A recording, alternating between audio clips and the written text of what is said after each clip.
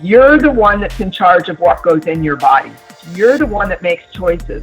So making helpful choices and ones that make sense for you based on your needs, that's up to you. That's no one else's choice. You may not have chosen to have this condition, for sure, probably not. But you can choose to make efforts and choose more healthfully to feel better within your limitations that you may have. You are listening to the Two Disabled Dudes podcast. We are two dudes who constantly challenge our own abilities, and we invite you to do the same.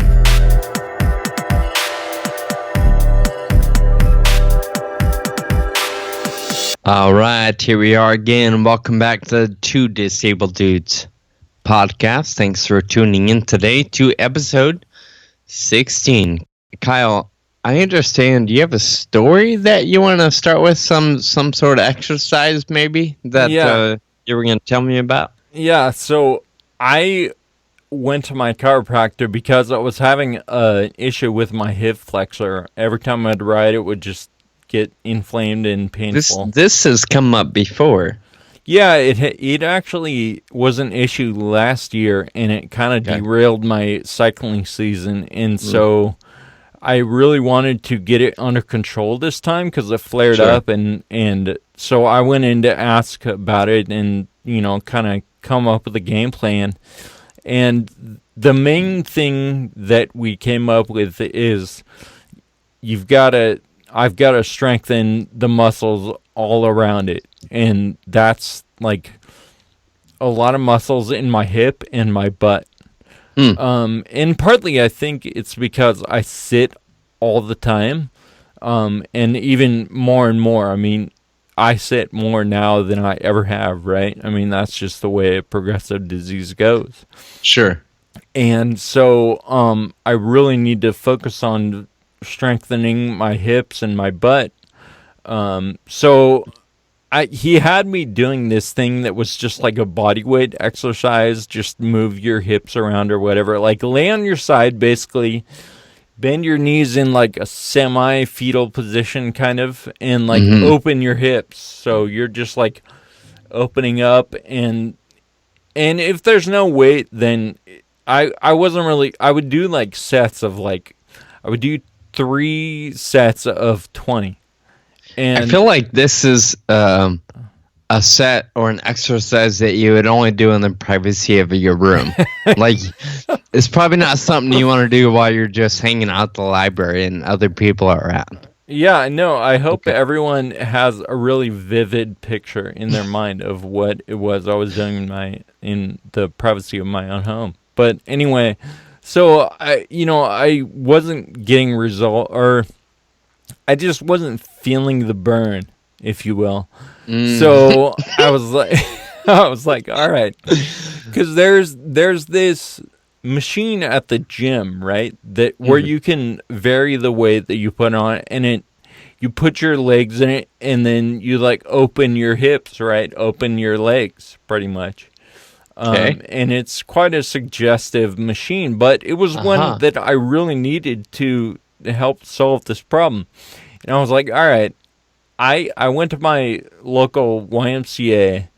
They have one of those machines, so I was going to buy a membership, and it's like $55 a month, but you also have to pay like $100 up front.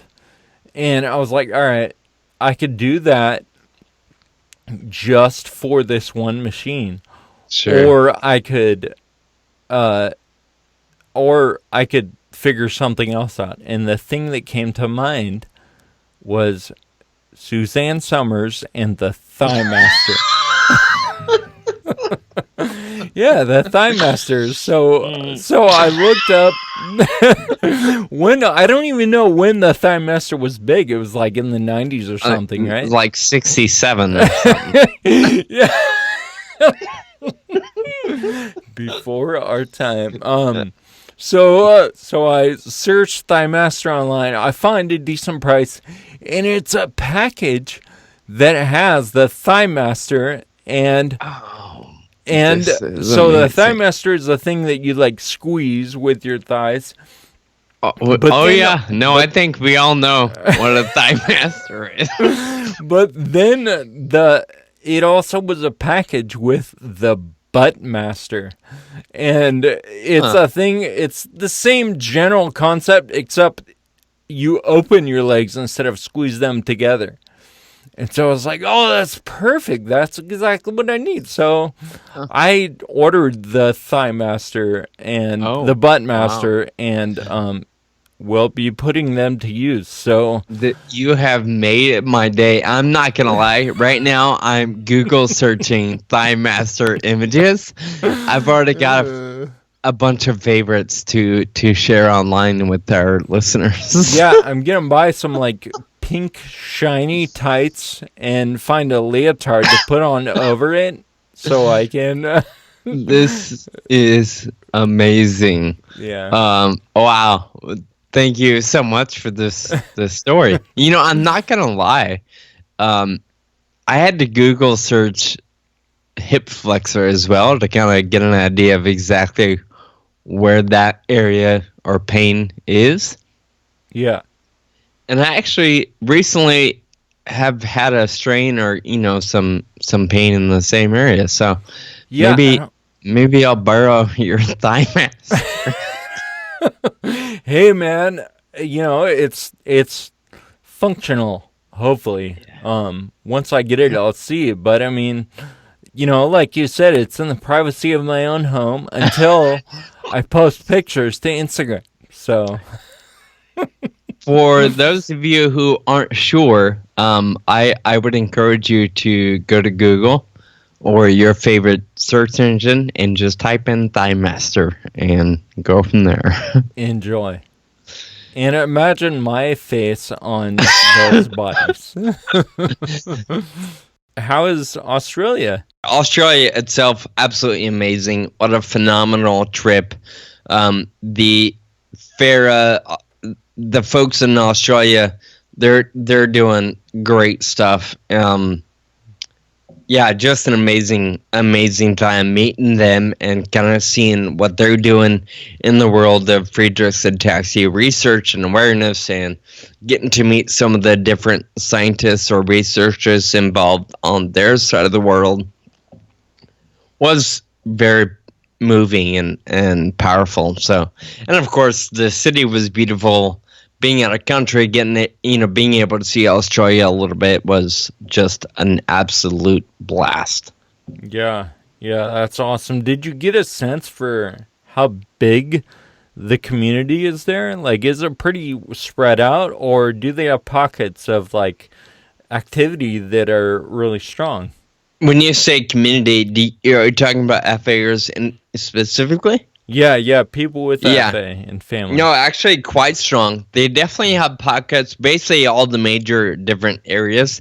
There's a few that I hear about kind of in random desert country areas, but for the most part, the bigger cities have a great concentration of FA individuals and families that are committed to raising awareness and eradicating this disease through research and whatnot. So definitely, I think I met like 7 different FA patients while I was there, and of course heard about a handful more. So they've got a great quote unquote chapter of individuals in Sydney and Brisbane and Melbourne, Adelaide, Perth, and these are all bigger cities in the country that have some good stuff going on. Yeah. Awesome, man. That's really encouraging. I just think, like, with my experience in France, too, like, you just don't realize what's going on in other parts of the world until you're there. And so it's really totally heartening to hear that, there are people having the same conversations and worrying and doing the same work and all that we are. It's really cool. Oh, totally. I don't think I realized it was as significant or impactful as it is. And that's not to discredit. Like I said, it's it's harder to know or imagine what other people are doing in different areas of the planet. So Yeah. I'm really Awesome. grateful that I was able to be there for that stuff. Cool. And, Farah has a really strong relationship with Farah Australasia. We fund research together. They've got a really great clinical research network site over there. The face-to-face really strengthens the relationship. Hearing everything that you experienced when you were in Australia, it really adds to that relationship, and I really look forward to continuing it with them when I see them, at future conferences and stuff. For sure. Yeah, I think you're right. It's encouraging, inspiring, a bit rejuvenating when you're able to experience and meet people face to face and see, like you said, what they're working on and fighting for the same cause. Yeah, that's great. Cool. Well, Sean, so we have a cool topic that we've been talking about in different capacities for a while now, and we have a rad guest today for today's episode. Why don't you tell us about her? Absolutely. Dr. Liz Applegate is somebody that's here on the West Coast, right here near Sacramento, Davis, California. I know about her because of her relationship with my employer. She does a lot of advice giving and journal writing for different magazines and articles, but she's also an advisor for the small grocery chain that I work with in terms of food and recipes and all kinds of different stuff. So I was able to reach out to her and invite her to be a guest on the podcast. Super excited to have her. Dr. Liz Applegate is essentially a world-renowned nutritionist. We'll talk a little more about her bio here in a minute, but super excited to have Dr. Liz on the show today and talk a little bit about what she's doing, give us some tips and advice, and really just talk about the importance of nutrition, whether you're dealing with a disability, a disorder, or you're just an all-around average healthy Joe trying to be healthy. So super excited to have her. Let's jump right into our conversation with Dr. Liz. Dr. Liz Applegate is a nationally renowned expert on nutrition and fitness. She's a faculty member of the nutrition department and the director of sports nutrition at the University of California, Davis. Her enthusiasm and informal style make her undergraduate nutrition classes the nation's largest, with enrollments exceeding 2,500 students annually. Currently, Dr. Applegate is developing a fully online Nutrition 10 course for use at all University of California campuses. She has received the Excellence in Education Award, the Excellence in Teaching Award, there's a lot to read here. Distinguished Undergraduate Teaching Award, the Distinguished Scholarly Public Service Award from the University of California, and the 2016 United States Department of Agriculture Food and Agriculture Sciences Excellence in Teaching Award. That's some pretty cool stuff. There's more. Dr. Applegate is the author of several books, including Nutrition Basics for Better Health and Performance, Balance Your Body Beautiful, Eat Smart and Play Hard. She has written over 400 articles for national magazines and is on the editorial board of the International Journal of Sport Nutrition and Exercise Metabolism. She is a fellow of the American College of Sports Medicine and a member of the Sports and Cardiovascular Nutritionists, a practice group of the American Dietetics Association. She provides nutrition consultation for collegiate and professional athletes as well as food companies, and frequently serves as a keynote speaker in industry, athletic, and scientific meetings. In addition to her work at the university, Dr. Applegate writes the popular Fridge Wisdom nutrition column for Runner's World magazine, and she's been doing this for the last 30 years. She has appeared on international, national, and local radio and television shows, including the CBS Early Show, Good Morning America, Discovery Channel, CNN, and ESPN. She's often quoted in national print media outlets such as Better Homes and Gardens, Bicycling, Fitness, Glamour, the Los Angeles Times, Men's Health, Real Simple, Shape, Teen Vogue, Vogue, USA Today, and the Washington Post. And folks, the list goes on. Dr. Liz Applegate, thank you so much for getting on the phone with us today. Welcome to the show. Well, Kyle and Sean, I'm just thrilled, and that was exhausting listening to that list of stuff. And I think the bottom line is, guys, I just love nutrition. So that's what it's about. And we're so excited to talk today because we live in essentially the same neighborhood, so I've seen some of your work, and it's obvious that you're incredibly passionate about what you do. So I'm excited just for that part of the conversation today.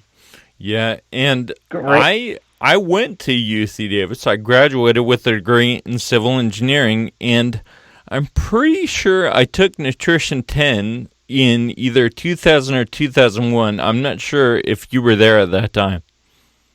Oh, yeah, I've been at UC Davis for 32 years. Awesome. So, were you teaching? Were you teaching that class at that time? So I might have even taken it from you. Oh, absolutely. I started in 1985 teaching Nutrition 10. Yeah. Awesome. Yeah. So then they decided, hey, why don't you create this class to be fully online for all UC campuses, like UC Berkeley, UC Irvine. And so I'm in the midst of filming for that and creating all the educational material. That's a tedious but important task. I'm enjoying. What a wonderful opportunity for sure. Well, Dr. Liz, before we get into some of the stuff you're doing today, we do have a couple just fun questions we want to hear from you. Why are you passionate about nutrition? What inspired you to get involved way back when you said, I think you said in 1985, what is it that drove you in your personal interests or even in your professional interests to be involved in nutrition? Well, Sean, it was just one of those things that's happenstance. And I always tell people to be open to what plops right in your lap. I was a biochem major in college. I was at UC Davis, and I was going to go to medical school. And I took a nutrition class, actually the same one that I'm teaching, Nutrition 10. And I ended up getting married as an undergrad, and so I needed to stay at UC Davis. So I thought, I'll get a PhD in nutrition, like a random thought, very happenstance, no plan involved. And I just loved it and was competing in triathlons and running events, and things came together. It really was not a well-thought-out decision, and sometimes decisions don't have to be that well thought out, especially about your career. Wow. It ended up working, so I love it. Yeah, it sounds like it's worked pretty decently for you. What's a day-to-day job look like for you besides actually teaching in the classroom? And I'm sure we can all assume you probably grade papers or have some students helping you do that. What are some of the things that you do on a day-to-day basis? Day-to-day basis, let's take today, for example. After this, I'm zooming over to the football stadium, meeting with some football players. So as director of sports nutrition, I work individually with the student athletes as well as with whole teams, giving a lecture or working one-on-one on counseling. And I have a group of interns that I work with. I have class today at 5, and that's for a different internship group. And I hope we get into it. And that's teaching nutrition and fitness and gardening to developmentally disabled teens and adults here in Davis. That's a side thing, but it's part of my UC work.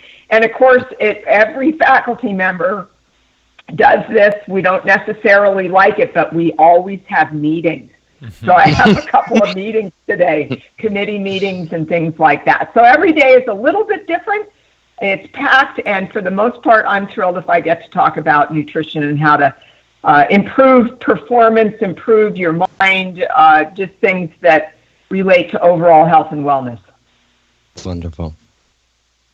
Awesome. Well, in your emails and in our conversation before we got on the podcast today, you talked a lot about, and you just did as well. I wanted you to talk a little more about the Brain Foods and Team Davis Good Foods Garden internship. Can you let everyone know about that? Sure, absolutely. Well, the brain food thing was a bit different. The Mind Institute at UC Davis Medical School asked me to give a public talk on what foods might help cognitive performance. So thinking power, memory, what might stave off what all of us tend to be worried about, and that is age-related decline in memory and cognitive skills. So that's been a real fun thing to be talking about and writing a bit about, and everybody's interested in, I think, in making themselves a bit sharper, whatever level. So that's what that was all about through the medical school. I sat through just a real short lecture of yours a couple months ago, where you gave a presentation on eating healthy for the brain, and it was that session where I was like, oh my gosh, we got to have her on the show. I think this is going to be a good fit. So anyway, I don't know why I said that, but. Well, that's awesome. Thank you. I think one of my goals in life is to make science relevant to people. It's really great to have a lot of researchers who study the fine detail, and we need those individuals in medicine, in other aspects of health. What I have found my role to be, or my niche, is trying to translate that to everyday people so that they know how to apply what we're learning in the laboratory, what we're learning in these big medical schools and in these research labs. So that's what Brain Foods was all about, was basically saying, hey, this is why you need to eat fish twice a week. And it really does make a difference. And if you can't eat fish, let's come up with another way you can get those essential fats. So it's all about making it practical. So I'm glad you like that one, Sean. Of course. I appreciate that. Well, hey, for the sake of time, why don't you, like Kyle asked, get into the Team Davis Good Foods Garden internship, since that's something that's brewing for you right now, and you're super excited about that. Okay, I love this program. It started when I went on sabbatical. I wanted to do a research project, and I was approached by a nonprofit organization here in Davis, California, and it's called Team Davis, and it is a community group designed for developmentally disabled teens and adults, and it's to promote their well-being through fitness and social activities, and they said they really needed to have a nutrition component. So since, we're at an ag school here in Davis, and we have some great student-run farms and other opportunities, they approached me to start up a good food garden. So we literally did a pilot research project to see if doing some nutrition education through gardening and cooking classes might help improve the food selection with many of these individuals with autism and Downs, and help their caregivers as well. And that was several years ago, and it did make a difference. And so from that moment forward, we have had this project going, and it's a nice combination of utilizing the nutrition department and our undergraduates who are very passionate. They're just young minds wanting to learn more about nutrition. So we have a group of them, about 14 per quarter, and they help design. They get to do their own teaching. They design lessons that will either be in the garden, which is on campus. We have a series of garden plots that we have been going for several years. And the interns create these lessons. And in fact, this Saturday, we have our last one for the season. And we also have lessons that are held in a junior high home economics room back in the day when we used to take cooking when we were in junior high. I don't even know if they still do that, but we utilize their kitchen, and we do some healthy, we're just trying to teach people, these participants, about vegetables, fruits, how simple it can be, and why you want to eat healthfully. So it is a very, very successful program. So can you tell us something that that maybe you or the team has seen? What's one thing that sticks out to you as being able to define it as a successful program? Well, that's a really actually a very rewarding aspect of this. So when somebody participates, right, I could say any number of individuals, many people within this special needs population are very particular about how they eat. And unfortunately, It's a lot of fast food and things like that. And parents and caregivers of these young adults will tell me, oh, no, there's no way you're going to get them to eat vegetables. There's no way they'll eat a piece of fruit. And I go, okay, well, I hope they enjoy the classes. And lo and behold, if you talk to them about growing it, if you show them how to cut it with a knife and prep a smoothie or a salad, this weekend we're making pizza with vegetables on it, you know what? People will eat it. Wow.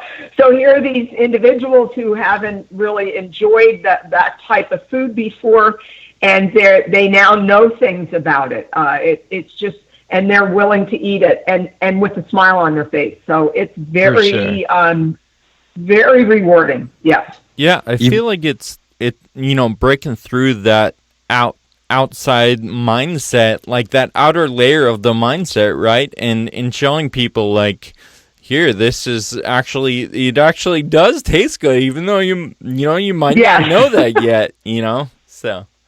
Yeah, and this isn't just for developmentally disabled adults that this concept is important. Right. Certainly somebody with Down syndrome may not want to, have their habits. But the same goes for really anyone that they go, oh, no, I don't eat broccoli, or I don't eat, and they have their little rules. And with athletes, same thing. I'm always trying to get them to try something different. And lo and behold, when they do, they go, I really do like the smoothie idea. It's a great way to get the vegetables. Yeah. One thing, you talk about habits there, and I read an article on you recently. One of the things you talked about, at the beginning of the year, people always go crazy in terms of making some big drastic changes in either their health or diet or exercise. And one thing you talked about is encouraging people just to change one or two things at a time. Can you talk a little bit about that concept and how you help people just change one thing today and maybe something else next month or whatever? How do we get people on there, or how do you encourage people to get on the right track? Well, what I try to do is give them an idea, wrap themselves around, hey, it takes time to create new habits. Sure. And it takes you to be committed. If you commit yourself to 10 different changes in one day and say, okay, I got to exercise, I got to eat more vegetables, I need to use less salt, and it just becomes overwhelming. And if you falter on one or two of them in a day, you give up. And so my approach is really to keep it simple, keep it sustainable. Nobody wants to feel like a failure, no matter what your goals are. And so when I sit down with athletes, when we talk with this group at Team Davis, no matter who, we just keep it simple. Can you do this? Could you put steam some vegetables? Can you eat a salad and put two other colors of vegetables inside that salad? Try that for a week. And it just turns out to be a manageable shift. And then over weeks and months, you keep making shifts, and lo and behold, you're eating a much more healthful diet and you feel better. And that's what it's all about. We're doing it for a reason. Sure. Awesome. So, Dr. Applegate, many of our listeners, they are living with a rare disease or even a common disease. And we kind of wanted to pick your brain. Do you have any specific advice for people who are living with maybe a compromised metabolism or like a heart condition or something like that? Absolutely. Nutrition plays a very important role, and more so for people with specific conditions, whether you want to call them diseases or just something else on the spectrum, really. We all come in different kinds of conditions, and what I try to emphasize for people, be it heart disease, disorder of metabolism, whatever it might be, to find someone who does know specifically about your condition, and that they can explain it to you and work with you on making some changes in your diet to make sure, especially if it's a neurological condition, what role does omega-3 fats from seafood or from other sources play. So this is so important for people to be motivated to want to make changes with something that they can control. You're the one that's in charge of what goes in your body. I always tell athletes and everybody that you're the one that makes choices. So making helpful choices and ones that make sense for you based on your needs, that's up to you. That's no one else's choice. You may not have chosen to have this condition, for sure, probably not. But you can choose to make efforts and choose more healthfully to feel better within your limitations that you may have. Right. That's a great thought. I like the way you said that. One thing that comes to mind is no decision actually is a decision, you know? So when I feel like being lazy and you know, we all go through the drive-thru every once in a while because we're being lazy and we just want to eat something, right? And something tells me Dr. Applegate does not go through the drive-thru, so I don't think you can say everyone or we all. Yeah, you are right, John. I do not go. I can't even tell you the last time I ate at a fast food place, and I certainly don't mean to be holier than thou at all. I just find my fast food in a different way, healthful way, that I pulled some things together really quickly, and that's what is much better for all of us, obviously. For sure. So go ahead. Well, I guess I was going to ask, you brought up an interesting thing, like, what is your version of fast food? Well, my version of fast food is grabbing a small carton of cottage cheese, put some nuts over it, eat a piece of fruit, and have beverage to drink. That's a quickie, you know, that's usually nice. While I'm working, I'll do something like that. Yeah. I'll have sprouted grain bread with some veggies in it and maybe sliced tofu, or I'll go with some leftover chicken that I have. So I eat meat. I have mostly vegetables at every meal. I make sure I have protein. And, you know, to me, it's more effort to get in a car and go drive somewhere to get something. That's more effort. I don't have time for that. And, you know, I do try to think also, we have enough to think about, but I do try to keep in mind, you know, do I really need to go out and buy something that way? Can I be a little bit more ecologically minded? What do I have in the fridge? What could I pack to take with me to campus, you know, that would be a little bit less energy consuming? That's also something I try to think about. I like it. You know, we've all seen the dentist who has terrible teeth, or like the hairdresser who has terrible hair. But Dr. Applegate is the real deal. She doesn't eat junk. You know, she's a nutritionist who actually does it. Well, here's the deal: is when you stand up in front of 500 students with another 700 watching via, you know, video, you got to walk the talk. You can't. You know, but I enjoy it. You know, it's how I live. Now, do I enjoy a really good chocolate chip cookie? You better believe it.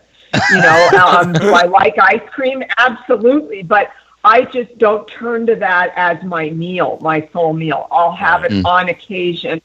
And at least twice a week, I'll have something sweet. Like somebody gave me some dark chocolate caramels. Are you kidding me? Why did you do that? So I've already eaten a couple. But, nice. You know, we all enjoy those things. So I'm wondering, if I were to, like, cross paths with you and wanted to give you a gift, you'd probably prefer, like, a bundle of broccoli as opposed to a candy bar or a chocolate bar. Well, you know, You don't have to answer that.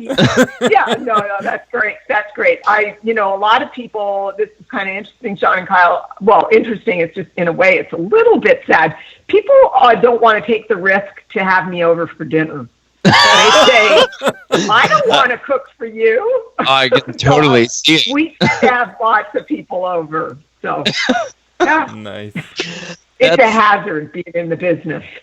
That's funny. Yeah, if I were to throw a party, it would be a BYOD. Bring your own dish. And then good idea. The water and the wine, maybe. Nice. That's great.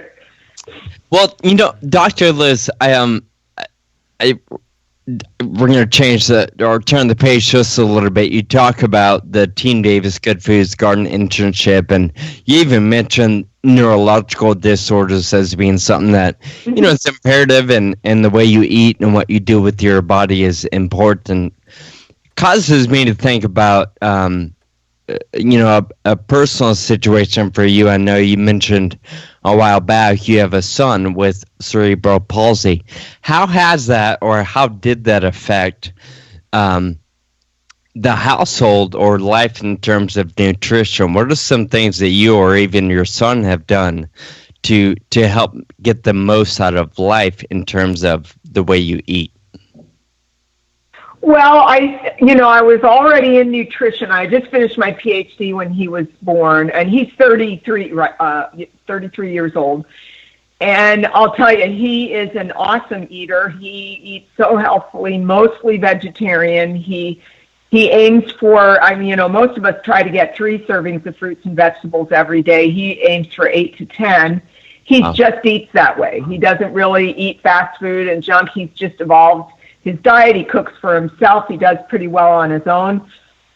So it did, in terms of shaping how we consumed food, what we consumed, I think I just continued on my knowledge path, and it actually influenced me in terms of other areas in nutrition that I got involved with.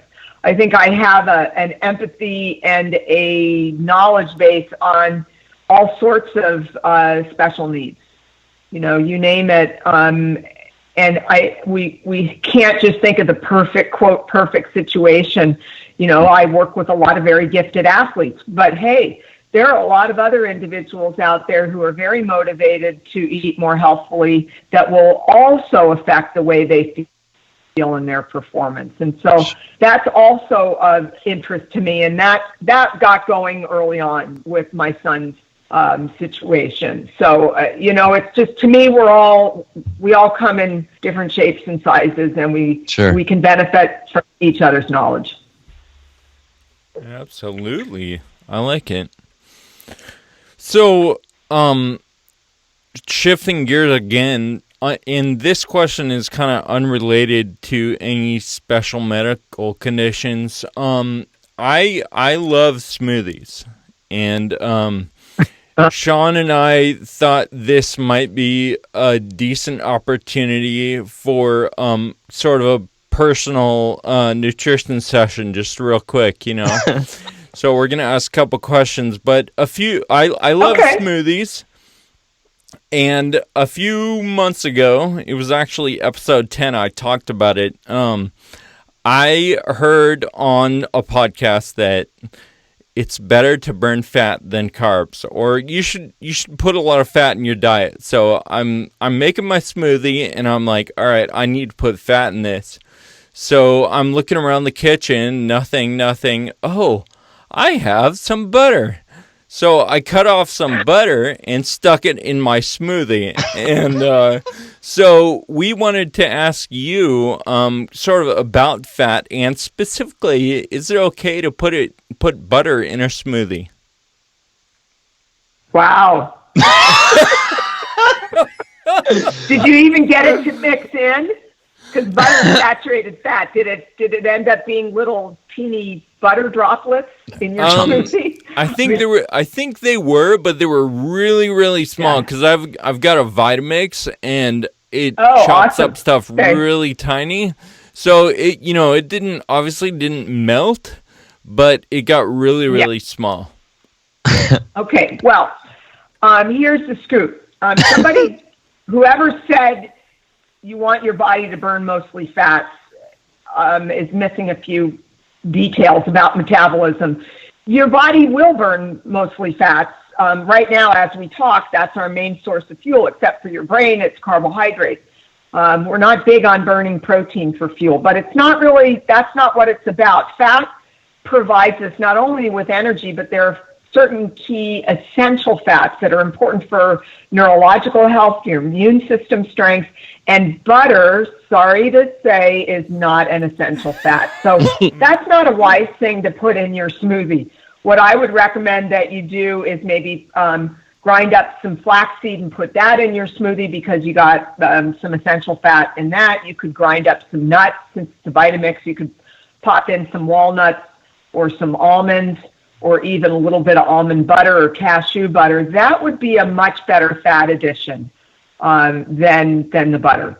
We still know that saturated fat, too much of it, some is okay, but too much of it, more than about 10% of your calories, is related to a variety of different health conditions, heart disease being one of them, and that's the leading cause of death still for men and women in the U.S. Wow. All right. Well, maybe I tried to tell Kyle. Maybe I won't keep that in my repertoire of smoothie recipes. But okay, thank you for answering that. I think it's kind of funny, but you make a good point, and I love that you say the last thing we want to do, especially for Kyle, I, or many of our listeners, we already have a concern for our heart health. The last thing we want to do is make choices that could jeopardize that heart health or make it worse for somebody. So I'm really glad you said that. As much as I tried to tell Kyle that was a bad choice, you definitely sounded a whole lot smarter in your delivery. Okay, great. Awesome. All right, so I've got another question. So I was on the paleo diet. I did the paleo diet really strict for like 3 months several years ago. And it was neat to just sort of experience that and understand how food affects my body, because really that diet is pretty extreme to what I was eating at the time. But now I just see it as something that helps me inform my food choices, because I understand how it affected my body. And anyway, on that diet, there's a rule against dairy products. And I read in one of your articles, I think was the Brain Food article in the Sec B, that we shouldn't have too much cheese. Is that a dairy thing, or is that a cheese thing, or what is the deal with dairy? Well, to answer your question, there are a couple things going on here. One, that the paleo diet, in fact, early humans ate lots of different ways. There was no one diet that they followed. It really had to do with where they lived, and some did include dairy, and our bodies are well designed to digest dairy. The brain food and cheeses is that for people who tend to develop Alzheimer's, we do see a connection that excessive cheese consumption may not be the wisest idea, but some is okay. And dairy in particular, a new study was just out that, and there are studies for everything, by the way, but I don't want people to think that dairy is bad. It's not. It's a great source of a lot of nutrients.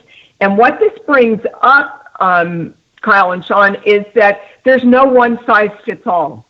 Our genetic makeup for each of us is just a tad different. And there's an area in nutrition studies right now called nutrigenomics. It's basically investigating what diet is best for a given individual based on their genetic profile. For you, Kyle, it may be that limiting saturated fats is best, and really limiting them, and watching your intake of simple carbohydrates, sugary things.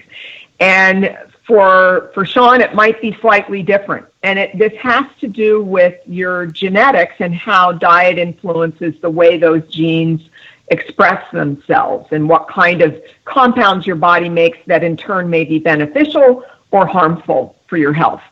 So if people hope to find that great diet that works to help them live to 100, to have super brain power, no heart disease, no ailments, it's just not there. We don't have a one-size-fits-all. What we can do is fine-tune how we eat. And I think either, both of you men know when you feel better. You know Sure. those particular foods. When you eat junky, you don't feel that great. Right. When you skip meals, you don't feel that great. When you emphasize certain types of foods that, I think I'm going overboard on this, you don't feel as good. And so we need to listen to our bodies a bit more and try to really use common sense and figure out, okay, this shouldn't be that complicated, but I don't have to eat like my neighbor does or my friend. It can be slightly different. There's no one size fits all. Yeah. So would you say it's more trial and error, or would you recommend like talking to a professional beyond like just your primary care physician? Well, the challenge on that is many physicians, and no offense to them, they have to know a lot of things. Many of them are not well versed in nutrition. What I recommend that people do is start by using some common sense and say, am I eating real foods? Am I eating fruits and vegetables, whether I put them in a Vitamixer or I eat them whole? Am I getting quality sources of protein, which can be both vegetable sources like soy or lean animal sources? I'm not going to tell people not to eat meat. So are you eating real foods, or are you living off bars and chips and processed foods? That's a big switch everybody can slowly start to make to eat more real food. See how you feel. And if you know that there are some, wow, I really feel off when I have a lot of caffeine, or when I don't get enough fiber from beans and other foods, which, by the way, is not on the paleo diet, Right. I don't do as well. So we have to figure out what's going to work with us. And yes, I would say go to a registered dietitian that you can find from the Academy of Nutrition and Dietetics. You can certainly contact your health professional and see if they have somebody they would recommend. But you want a professional in the world of nutrition. Right. I like it. Good advice. I feel Thank like you. Yeah, I feel like that makes a whole lot of sense. If you are concerned about your heart, you go to a cardiologist. If you're concerned about your spine, you go to a chiropractor. Maybe I think make a good point there. If you want to get your diet intact, or be a little more familiar and aware of what your body needs nutritionally speaking, seeing a dietitian or a nutritionist is probably a really good idea. And it seems like that's kind of where everything starts, right? Like what is the fuel of our bodies? And I think it's really empowering when, and as you can tell from our conversation, I don't always have that under control, but when I do, I feel really empowered. And it affects a lot of different things that I do and the way I feel about myself. Mm-hmm. Yeah, good point. Yeah, I agree. Good point. So I got just a couple of fun questions that have really helped me, Dr. Applegate. You've been talking a lot about fruits and veggies, and to be completely honest with you, I'm not a fan of vegetables.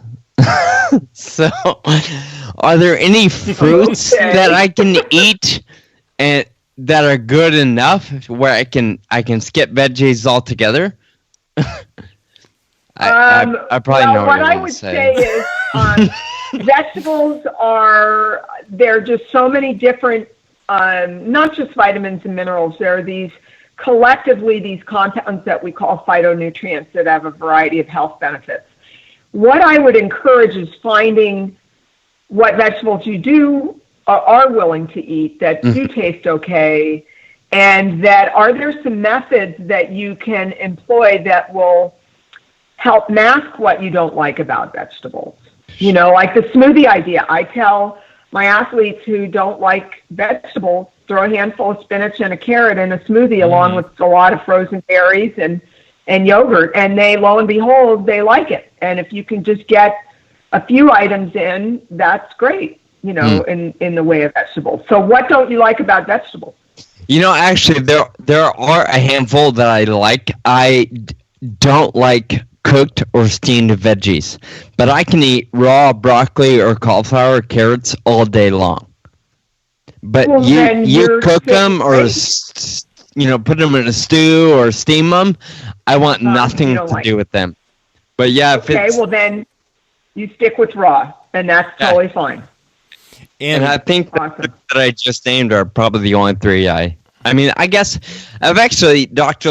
Applegate, to be completely honest with you, your brain foods talk and some of the stuff you've shared with that is actually what got me in a daily habit now of having a salad a day, because I realized I don't get enough vegetables, I don't get enough leafy greens, so I introduced the habit of having a salad a day. So sometimes it includes kale and spinach or radicchio and some other things, but it's masked in salad with walnuts and broccoli and carrots, which I do like.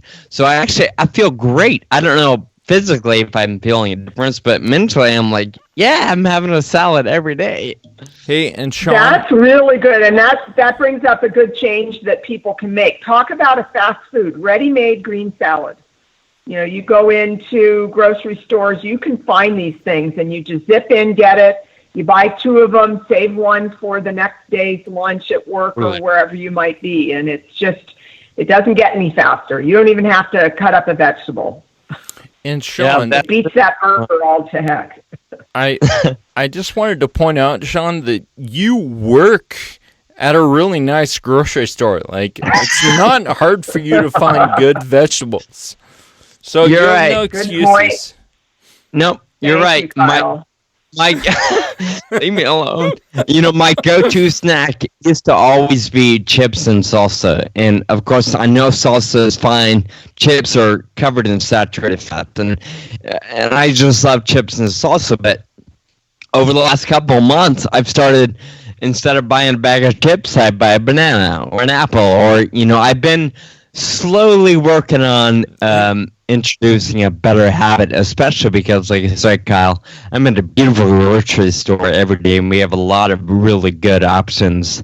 And absolutely, a banana is a whole lot cheaper than processed potato chips. Yeah. Good point. Who doesn't like a good potato chip? But you just can't do that all the time. You can do a little bit, and then salsa counts as a vegetable, though. I'll applaud you on that. Oh, that awesome. Definitely is good stuff. I'm going to write that down so you can tell me. I'm kidding. Dr. Applegate, before we let you go, I know we all got to move on with their day, but I am curious. There are so many different rules and diets and resources out there and available to folks. Since we have you as an expert on the phone, what are maybe 2 or 3 steps you would recommend for someone who is either just starting or is finding a new interest or concern in healthy eating? What are some of the first 3 steps? As far as specific foods, my first step would be to tell a person if they eat, and this is not uncommon, if they eat no fruits, no vegetables, to just start with getting 1 a day, and whether it is a carrot, a handful of snap peas, whatever that they can muster up, and do that for a week. And then let's go for 1.5 servings the next. So I think vegetables are a very important thing to introduce into the diet if they're not routine. If you have, people like to say, oh yeah, I eat vegetables, I put lettuce on my sandwich. Well, you got to step it up. You need 3 cups of veggies in a day is optimal. And so I try to help them with that. Number 2 is keep it simple. Do not, if you see a plan that tells you to eat foods at certain times, and then you got to combine certain foods and make just concoctions, no, that's just not reasonable. Humans aren't designed that way. Think we evolved from very rustic conditions, and we just need to eat real food. Keep it simple, and then third step is whatever changes you make sure they're sustainable, that you know that you can keep up with this. So that's getting back to the trying to change 10 things at once, like a New Year's resolution, never works. Make 2 changes, keep it sustainable. You start to feel better, then you see something else you can shift to, such as, I want to try to eat a little bit less meat and more beans and rice, or more beans or more tofu. Each one of those steps are slow to do so that you can make them sustainable.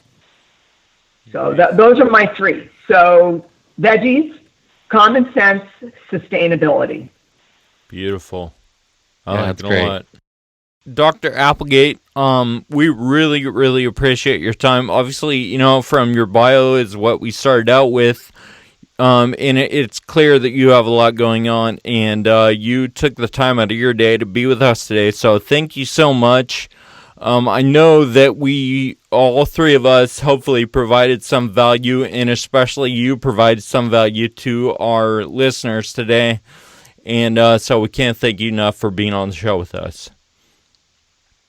It was absolutely my pleasure, and I enjoyed myself, and I hope that between the 3 of us, we can get one mind thinking about how important nutrition is for their health and well-being. Thank you for listening to the Two Disabled Dudes podcast. To find this episode and links to some of the stuff we talked about today, find us online at twodisableddudes.com or subscribe on iTunes. We'd like to hear from you and feature your feedback and questions on future podcasts. Be sure to visit us at twodisableddudes.com to find our contact info and connect on social media. Special thanks to our audio producer, Jake Tompkins, who also composed the music. We'll share a new podcast every other week. We hope you'll listen and share it with a friend. Until next time, keep living with urgency.